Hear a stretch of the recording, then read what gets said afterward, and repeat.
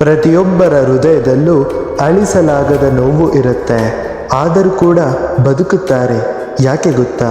ನಾಳೆಯಾದರೂ ಸಂತೋಷ ಸಿಗಬಹುದು ಅನ್ನೋ ಭರವಸೆ. ಅದೇ ಜೀವನ ಕೂಡ. ಮರದಿಂದ ಕೆಳಬಿದ್ದ ಹೂವು ಮತ್ತೆ ಅರಳುವುದಿಲ್ಲ. ಆದರೆ ಬೇರುಗಳು ಗಟ್ಟಿಯಾಗಿದ್ದರೆ ಮತ್ತೆ ಹೊಸ ಹೂವುಗಳು ಹುಟ್ಟುತ್ತವೆ. ಹಾಗೆಯೇ ನಮ್ಮ ಜೀವನದಲ್ಲಿ ಇಲ್ಲಿಯವರೆಗೂ ಏನನ್ನು ಕಳೆದುಕೊಂಡಿದ್ದೇವೆ ಎಂಬುವುದಕ್ಕಿಂತ ಇನ್ನು ಮುಂದೆ ಜೀವನದಲ್ಲಿ ಎಷ್ಟೊಂದು ಬೆಳೆಯಬೇಕಿದೆ ಎಂಬುದು ತುಂಬ ಮುಖ್ಯ. ಜೀವನದಲ್ಲಿ ಬದುಕು ಬೇಕು ಎನ್ನುವವನಿಗೆ ಎಲ್ಲವೂ ಇಷ್ಟ. ಆದರೆ ಬದುಕಬೇಕೇ ಎನ್ನುವವನಿಗೆ ಎಲ್ಲವೂ ಕೂಡ ಕಷ್ಟ. ಸವಾಲು ಎದುರಾದಾಗ ನಮ್ಮ ಶಕ್ತಿ ಮೀರಿ ಪ್ರಯತ್ನಿಸಿ, ಎದುರಿಸಿ. ಮುಂದಿನ ಸವಾಲಿಗೆ ಸಿದ್ಧರಾಗಿರಿ.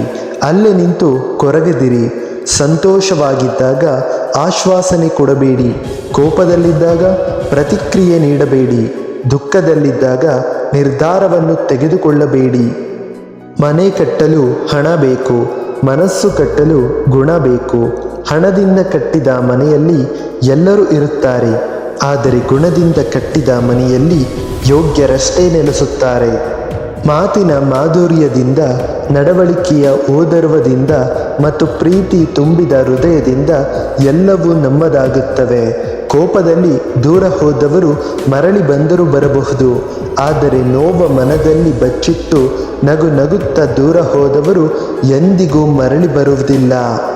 ನಂಬಿಕೆ ಓದುವುದಕ್ಕೆ 3 ಅಕ್ಷರಗಳೇ ಮಾತ್ರ ಇರಬಹುದು. ಆದರೆ ಗಳಿಸುವುದಕ್ಕೆ ತುಂಬ ಕಷ್ಟ. ಯಾಕೆಂದರೆ ಇದು ಹಣಕ್ಕಿಂತಲೂ ದುಬಾರಿ. ಕ್ಷಮಾಗುಣ ಎನ್ನುವುದು ಹೃದಯವಂತರ ದೊಡ್ಡ ಸಂಪತ್ತು. ಆದರೆ ಅದನ್ನು ಹೃದಯಹೀನರಿಗೆ ನೀಡಿದ್ದಲ್ಲಿ ಅದೇ ದೊಡ್ಡ ಆಪತ್ತು.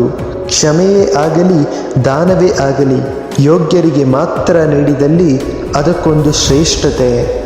ಯಶಸ್ಸು ಒಂದು ದಿನದ ಕೆಲಸವಲ್ಲ, ಅದು ಪ್ರತಿದಿನದ ಪರಿಶ್ರಮದ ಪ್ರತಿಫಲ. ಸಣ್ಣ ಸಾಧನೆಗಳು ದೊಡ್ಡ ಗೆಲುವಾಗಿ ಬದಲಾಗುತ್ತವೆ. ಸೋತಾಗ ತಲೆ ಎತ್ತಿ ನಡೆಯೋ ಧೈರ್ಯ ಇರಬೇಕು.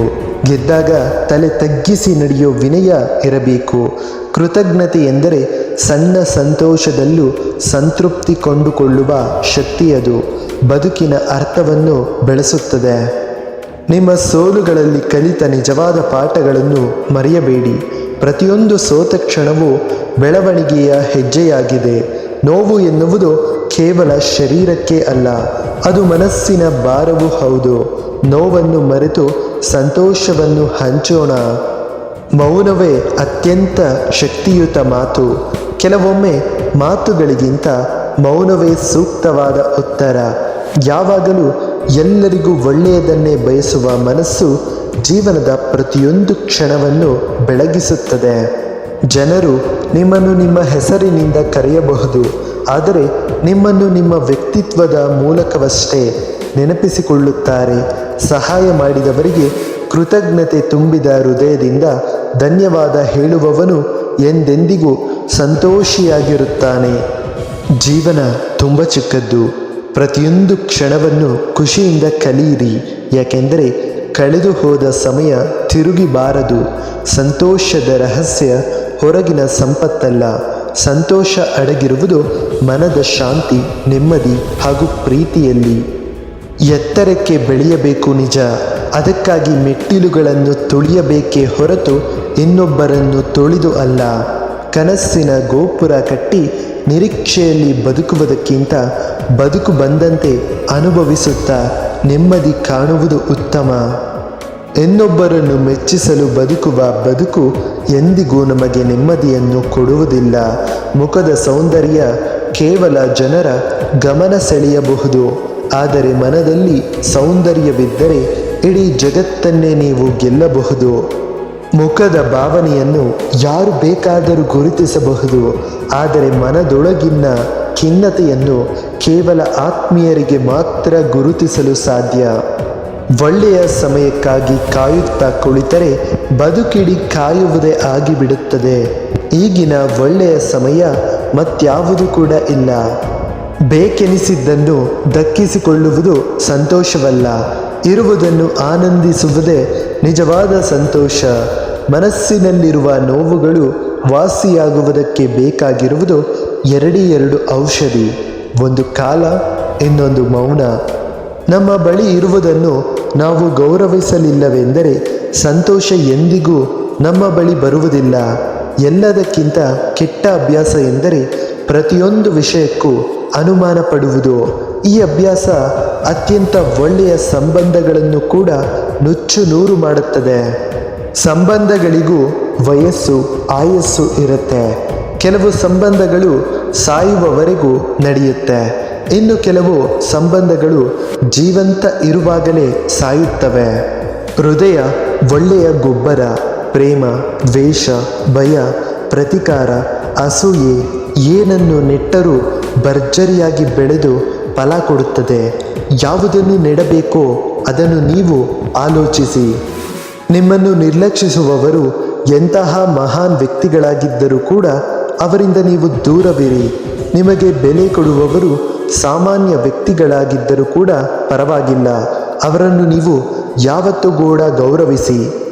ನಮ್ಮ ಜೀವನದಲ್ಲಿ ನಮಗೆ ನಾವು ಮಾಡಿಕೊಳ್ಳುವ ದೊಡ್ಡ ಮೋಸ ಏನೆಂದರೆ ನಮ್ಮ ಭಾವನೆಗಳಿಗೆ ಸ್ಪಂದಿಸದೇ ಇರೋ ವ್ಯಕ್ತಿಗಳಿಗೆ ನಮ್ಮ ಅಮೂಲ್ಯವಾದ ಪ್ರೀತಿ, ಕಾಳಜಿ, ಕಣ್ಣೀರು ಹಾಗೂ ಮುಖ್ಯವಾಗಿ ಸಮಯವನ್ನು ಮೀಸಲಿಡುವುದು.